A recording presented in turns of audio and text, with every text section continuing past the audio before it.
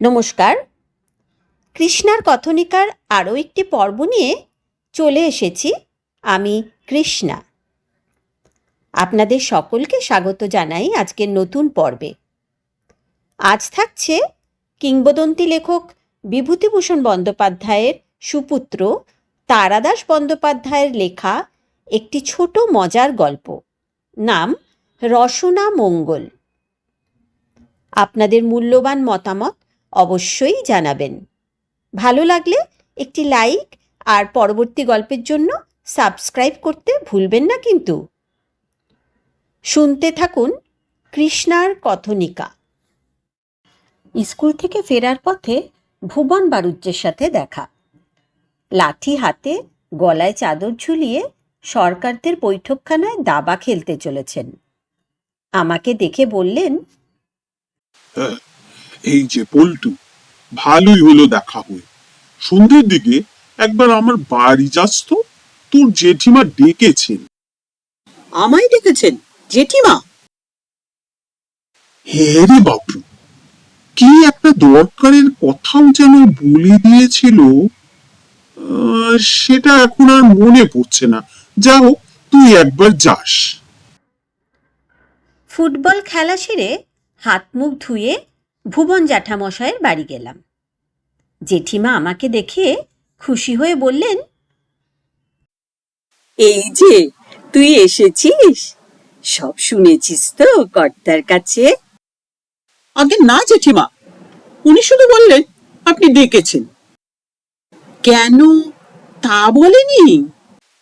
না তো, বললেন কি একটা দরকারের কথা ছিল, কিন্তু মনে করতে পারছেন না। আরামের নিঃশ্বাস ফেলে জেঠিমা বললেন, যাক, তাহলে সব ঠিকই আছে।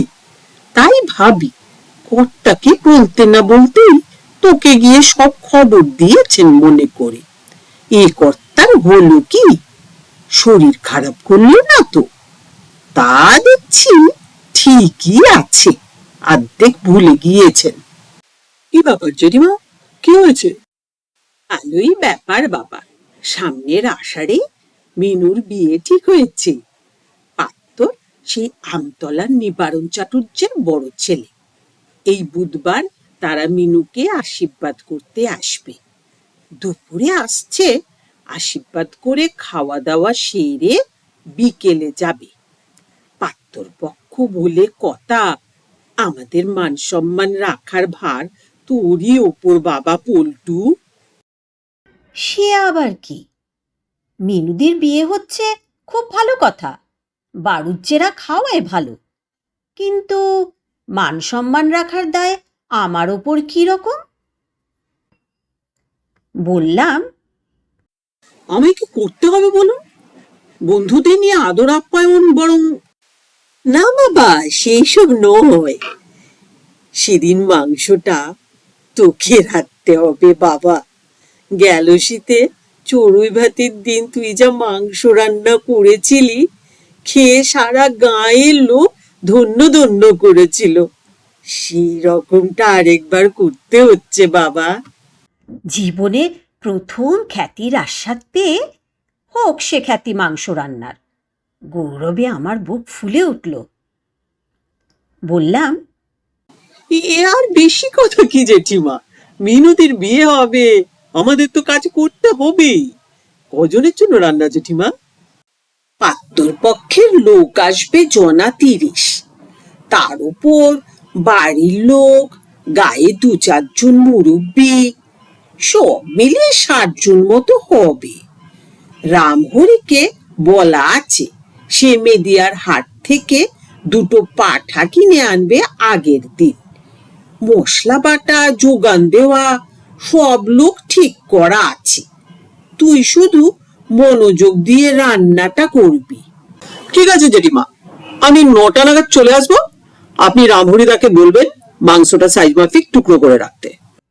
বুধবার পাড়ার কোনো ছেলে মেয়েই স্কুলে গেল না। কলকাতা থেকে অনেক দূরে বলেই বোধহয় আমাদের এখানে এখনো মানুষে মানুষে ভালোবাসা বজায় আছে। 9টা বাজার বেশ কিছু আগেই ভুবন জ্যাঠার বাড়ি হাজির হয়ে দেখলাম রই রই কাণ্ড বেঁধে গিয়েছে। বিরাট উঠোনের ওপর রোদ্দুর আড়াল করার জন্য চট টাঙানো হয়েছে। মাটিতে বড় বড় দুটো উনুন খুঁড়ে তাতে কাঠ সাজানো হচ্ছে। ভুবন জ্যাঠার 10-12 জন প্রজা এসেছে কাজে সাহায্য করতে আর নেমন্তন্ন খেতে। প্রজা মানে এরা ভাগে জমি চাষ করে, কিন্তু জ্যাঠামশাই ভালো মানুষ, কখনো অন্যায্য তাগাদা করেন না, ঝগড়াঝাটিও করেন না। সেজন্য এদের সাথে তার সম্পর্ক খুব সুন্দর। ওদিকে বৈঠকখানা ভরে গিয়েছে বুড়ো মানুষদের ভিড়ে। ঘন ঘন কাঁচি সিগারেট চলছে। সবাই নানা রকম পরামর্শ দিচ্ছে। ভুবন জ্যাঠা সবাইকে হ্যাঁ বলছেন। একদিকে 2 জন লোক বসে শিলে তাল তাল মশলা বাটছে। আমি প্রথমে কিছুক্ষণ মাংস কাটার তদারক করলাম। তদারক করবার অবশ্য কিছুই ছিল না, কিন্তু আমি যে রান্নার ব্যাপারে একজন বিশেষজ্ঞ সেটা বোঝাবার জন্য মাংসের টুকরো মাঝারি রাখতে বললাম। মশলা যেন যথেষ্ট মিহি করে বাটা হয় সে বিষয়ে কর্মরত 2 জনকে সতর্ক করে দিলাম। হাঁটুর ওপর ধুতি পরা খালি গায়ে 2-3 জন চাষাভুষো মানুষ একটু দূরে আমার দিকে সসম্ভ্রমে তাকিয়ে দেখছে। একজন অপরজনকে বলছে, এই দাদাবাবুকেই ডেকে এনেছে রান্নার জন্য। অপরজন বলছে, বয়সটা কাঁচা মনে হইতেছে না? পারবি তো? পারবি রে পারবি, চলুন বলুন দেখ না এলে মাসে। গৌরবে স্ফীত বুকে আমি উনুনে বিশাল কড়াই চাপিয়ে মাংস কষবার উদ্যোগ করতে লাগলাম। একজন যোগানদারকে ডেকে বললাম, হাতের কাছে কাঠ তৈরি রাখবে, সবসময় সমান আঁচ না হলে রান্না খারাপ হয়ে যাবে। দেখি না, অত মোটা নয়, মাঝারি কাঠ নাও, যাতে দিলেই জ্বলে ওঠে। লোকটি শ্রদ্ধায় অভিভূত হয়ে কাঠ জড়ো করতে লাগলো। কষবার সময় অবশ্য একটু ঝামেলা উপস্থিত হলো। চড়ুই ভাতিতে বড়জোর 15 কি 20 জনের জন্য রান্না করেছি। 60-70 জনের মাংস রাঁধবার অভিজ্ঞতা কখনো হয়নি। প্রায় শাবলের মতন মোটা খুন্তি 2 হাতে ধরে নাড়তে গিয়ে 2-1 টুকরো মাংস কড়া থেকে ছিটকে আগুনে পড়ে গেল। যোগানদারটি বলল, এহে বাবু, পইরে গেল। গম্ভীরভাবে বললাম, পড়েনি, ইচ্ছে করে ফেলেছি। ওকে বলে ব্রহ্মার ভুজ্জি। রান্না শুরু করার সময় ঠাকুরকে নিবেদন করতে হয়। একটু দূরে দাঁড়িয়ে থাকা চাষি দুটির মধ্যে একজন তার সঙ্গীকে বলল, দেখলি তো কি বলেছিলাম তোরে? এলেমদার লোক, কায়দা করে হাতের এমন এক মোচড় দিলে ঠিক 4 টুকরো গিয়ে আখায় পড়লো। সন্ত্রস্ত হয়ে ভাবছি পরবর্তী দুর্ঘটনাটা কোন দেবতার নামে উৎসর্গ করা যায়। এমন সময় জেঠিমা এসে বললেন, রান্না চড়িয়ে দিয়েছিস দেখছি, বেশ ভালো। তা তোর সঙ্গে আমার একটু কথা ছিল পল্টু। কি কথা জেঠিমা, বলুন। বলতে ভারী লজ্জা করছে, তুই আবার কি মনে করবি? অবাক হয়ে বললাম, কি এমন কথা জেঠিমা? বাবা, পাত্তর পক্ষ যখন খেতে বসবে তখন বলা হবে মাংসটা রান্না করেছে আমাদের মিনু। কেমন?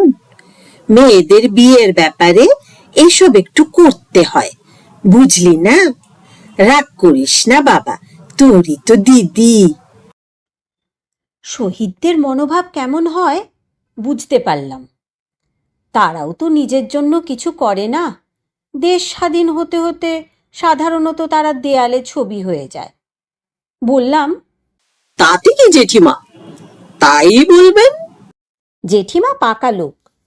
কাছাকাছি যারা দাঁড়িয়েছিল তাদের মুখে মুখে ব্যাপারটা বুঝিয়ে দিলেন। তারপর বড় ছেলে সুধাংশুকে ডেকে বললেন, বাড়ির এবং পাড়ার যত ছেলেপুলে এসেছে তাদের এক জায়গায় করতে। মিনিট 5-এর মধ্যে সুধাংশুদা গোটা 17-18 বিভিন্ন বয়সের ছেলে মেয়েকে তাড়িয়ে নিয়ে এলেন। জেঠিমা হেঁকে বললেন, এই সব লাইন দিয়ে দাঁড়া। প্রথমে জেঠিমা তাদের নাতিদীর্ঘ একটা বক্তৃতার মাধ্যমে মূল বিষয়টি বোঝালেন। তারপর একে একে তাদের আলাদা করে তালিম দিতে লাগলেন। কিছুক্ষণের মধ্যেই প্রত্যেকে ব্যাপারটা মোটামুটি বুঝে গেল। কেবল গোল বাঁধল পাঁচু হালদারের ছোট ছেলেকে নিয়ে। ঢিলে হাফ প্যান্ট কোমরের কাছে মুঠিয়ে ধরে নাক টানছিল আর বুঝতে না পারা দৃষ্টিতে ঘটনাবলীর উপর নজর রাখছিল। সবশেষে জেঠিমা তার সামনে গিয়ে বললেন, এই কুচো, বল আজ মাংস কে রান্না করেছে? ফো করে নাক টেনে কুচো বলল, পল্টুদা। জেঠিমার কামান গর্জন। না, রান্না করেছে মিনুদি। পাত্রপক্ষ জিজ্ঞেস করলে তাই বলবি। রন্ধনরত আমার দিকে নির্দেশ করে কুচো বলল, ওই যে পল্টুদা রাঁধছে। জানি, সে আমিও দেখতে পাচ্ছি, কিন্তু তা বলবি না, বলবি মিনুদির রান্না। কুচো মাথা হেলিয়ে সম্মতি জানালো। ও মাথা হেলালে চলবে না। কে মাংস রেঁধেছে জিজ্ঞেস করলে কি বলবি? মিথ্যে কথা বলবো। এক মুহূর্তের জন্য জেঠিমার মুখখানা কেমন যেন দেখালো। তারপর সামলে নিয়ে তিনি বললেন, পাকামি করিস না, শুধু যা বলতে বলেছি তাই বলবি। এদিকে আমি এক মনে মাংস কষে চলেছি। চারদিকে গ্রাম্য মানুষদের একটা ভিড় তৈরি হয়েছে।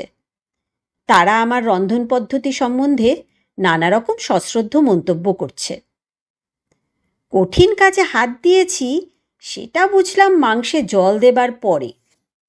ছ্যাক করে একটা শব্দ হয়েই কড়া জুড়ে বুজবুজ করে ফেনা উঠতে লাগলো। হাতা দিয়ে যত কেটে ফেলে দিই তাতে আরও ফেনা ওঠে। জলটাও বেশি দেওয়া হয়ে গেল কিনা কি জানি, ঝোলে কোনো রং ধরল না। কড়াইয়ের প্রায় কানায় কানায় ভর্তি ফ্যাকফ্যাকে ঝোল, তার মধ্যে প্রচুর ফেনা। সাহস বজায় রাখার অপ্রাণ চেষ্টা সত্ত্বেও বোধহয় আমার মুখের ভাবে কিছু একটা ফুটে উঠে থাকবে, কারণ একটু পরেই দেখি কে একজন জেঠিমাকে ডেকে নিয়ে আসছে। কড়ার দিকে একবার দৃষ্টিপাত করেই তার মুখ কাদো কাদো হয়ে গেল। আমার মিনুর কি হবে বাবা পল্টু? ছেলের বাবা যে শুনেছি বড্ড খেতে ভালোবাসে। মাথা নিচু করে আস্তে আস্তে বললাম, একটা উপায় আছে জেঠিমা। জেঠিমা দৈববাণী শুনতে পাওয়ার মতো মুখ করে আমার দিকে তাকালেন। বললাম, আপনি বরং নিমন্ত্রিতদের বলুন মাংসটা আমিই রেঁধেছি, তাহলে দোষ কেটে যাবে। ওদের সামনে রান্না গোলমাল করে ফেলার জন্য বকাবকিও করতে পারেন, আমি তাতে কিছু মনে করব না। জেঠিমার মুখ উজ্জ্বল হয়ে উঠল। বুঝলাম কথাটা মনে ধরেছে।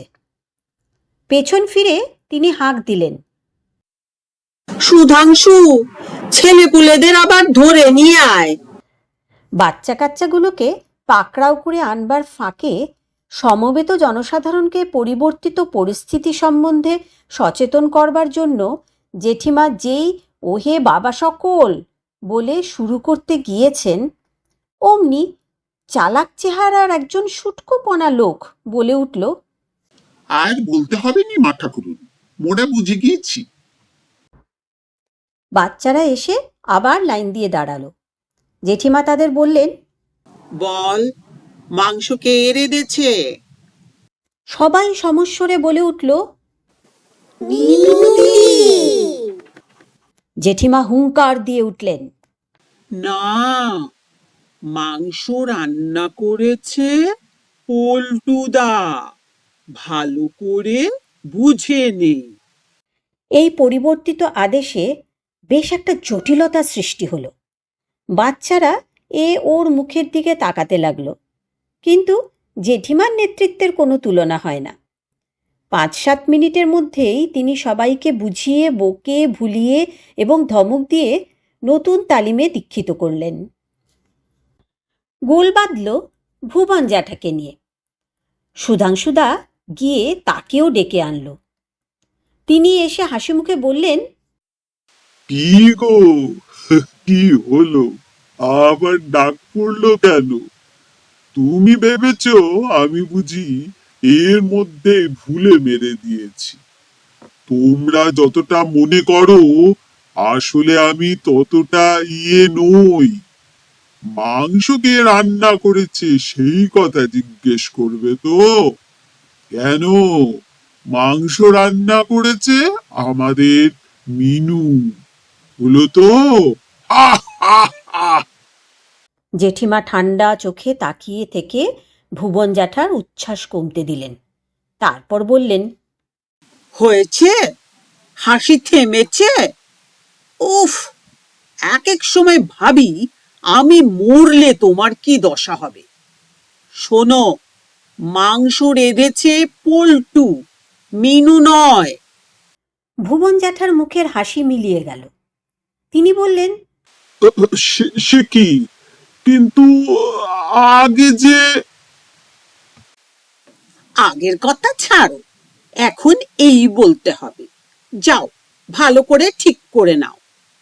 ভুবন জ্যাঠা বিহ্বল চোখে চারিদিকে তাকিয়ে মাথা চুলকাতে চুলকাতে বৈঠকখানার দিকে চলে গেলেন। বাচ্চারাও এদিক ওদিক ছড়িয়ে গেল। আমি এক মনে রান্না করতে লাগলাম। কিছুক্ষণের মধ্যে বাড়তি জলটুকু ফুটে কমে যেতে একটা ব্যাপার লক্ষ্য করলাম। রান্নায় বেশ রং ধরে আসছে। জল বেশি দেওয়ার জন্যেই হোক বা অন্য যে কারণেই হোক, ঝোলের যে বিবর্ণ ভাবটা ছিল, জল কমে আসতেই তা কেটে গিয়ে চমৎকার লালচে রং ধরল। দারুণ গন্ধও বেরোতে শুরু করল। বাহ, তাহলে তো ভুল কিছু করিনি। মুগ্ধ চোখে নিজের সৃষ্টির দিকে তাকিয়ে রইলাম। চোখের সামনেই ঝোলের রং ভালো থেকে ভালোতর হতে লাগলো। এই সুসংবাদও বিদ্যুৎ বেগে সর্বত্র প্রচারিত হলো। চোখে সংশয় নিয়ে ছুটে এলেন জেঠিমা। কড়াইয়ের দিকে তাকিয়ে তার মুখে হাসি ফুটে উঠল। আদরের গলায় বললেন, তাই তো বলি, পল্টুর এত নাম শুনেছি, সে কি কখনো আমাদের এমন করে ঢোকাতে পারে? আহ, গন্ধ সুন্দর বেরিয়েছে। তোকে আশীর্বাদ করি বাবা, তোর সোনার হাতা বেরি হোক। এই আশীর্বাদ আমার ভবিষ্যৎ জীবনে কতদূর সহায়ক হবে সে কথা ভাবছি। এমন সময় জেঠিমা আবার হাঁক দিলেন, সুধাংশু! কি মা? বাচ্চাগুলোকে আবার ডাক, লাইন দিয়ে দাঁড় করা, তোর বাবাকেও নিয়ে আয়। গ্রামের বয়স্করা খেলাটা ধরে ফেলেছিল। জেঠিমা তাদের দিকে ফিরে তাকাতেই তারা সমস্বরে বলে উঠল, বাড়ি, উঠোন ও বাগানের বিভিন্ন স্থান থেকে বালক বালিকাদের আবার ধরে আনা হলো। তারা এবার সত্যিই বিভ্রান্ত হয়ে পড়েছে। কেউ বলে মিনুদি, কেউ বলে পল্টুদা, কেউ কিছু না বলে ফ্যাল ফ্যাল করে তাকিয়ে থাকে। প্যান্ট মুঠিয়ে ধরা ছোট্ট ছেলেটি মানসিক চাপ সহ্য করতে না পেরে চেঁচিয়ে কান্না জুড়ে দিল। একটু ভেবে জেঠিমা বললেন, না, তোরা ঠিক সব গোলমাল করে ফেলবি। এক কাজ কর, তোদের সকলকে একটা করে টাকা দিচ্ছি। ডাল আর ভাজা যা হয়েছে তাই দিয়ে চটপট খেয়ে তোরা কালীতলায় মেলা দেখতে চলে যা। এবেলা তোদের আর আসার দরকার নেই। সবার ভাগের মাংস আমি নিজে তুলে রাখবো। সন্ধ্যের পর এসে খাবি এখন, বুঝলি? যা সব। ভুবন জ্যাঠামশাই একদিকে দাঁড়িয়ে সব শুনছিলেন। জেঠিমা তাকে বললেন, তুমিও বুঝেছ তো, না আলাদা করে বোঝাতে হবে? জ্যাঠামশাই বিপন্ন মুখে বললেন, তুমি তো জানো পেঁচ আমার মাথায় একেবারে ঢুকে না। দাঁড়াও, একবার সড়গড় করে নি। প্রথমে বলা ঠিক হয়েছিল মিনু রেঁধেছে, কিন্তু আসলে রান্না করেছিল পল্টু। তারপর ঠিক হলো পল্টু রেঁধেছে বলা হবে, আসলেও রান্না করেছিল পল্টু। এটা বেশ সোজা, মনে রাখতে অসুবিধে হয় না। তারপর এখন ঠিক কি হলো? কি কি কি যেন বললে? উফ, আর পারি না। এখন বলবে মিনু রেঁধেছে, হলো? এখন বলবো মিনু রেঁধেছে। বেশ, আসলে রান্নাটা কে করেছে? পল্টু। আচ্ছা, তাহলে একটা ছকে ফেলেনি। প্রথম পল্টু মিনু, দ্বিতীয় পল্টু পল্টু, তৃতীয় মিনু মিনু। জেঠিমার গর্জন। না, আবার পল্টু মিনু। ভুবন জ্যাঠামশাই কিছুক্ষণ আপন মনে কিসব বিড়বিড় করলেন, তারপর করুণ মুখে জেঠিমার দিকে তাকিয়ে বললেন, পল্টু মিনু, মিনু পল্টু মিনু মিনু। হ্যাঁ গো, আমিও বরং মেলায় চলে যাই, কি বল?